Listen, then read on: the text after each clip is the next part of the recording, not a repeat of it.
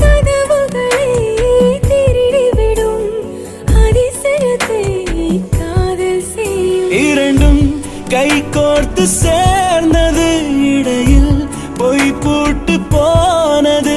வாசல் தள்ளாடுதே, திண்டாடுதே, கொண்டாடுதே.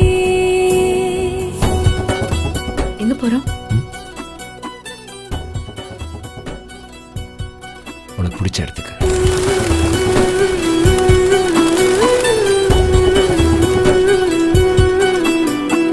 ஒரு பாதி கதவு நீயடி, மறு பாதி கதவு நானடி.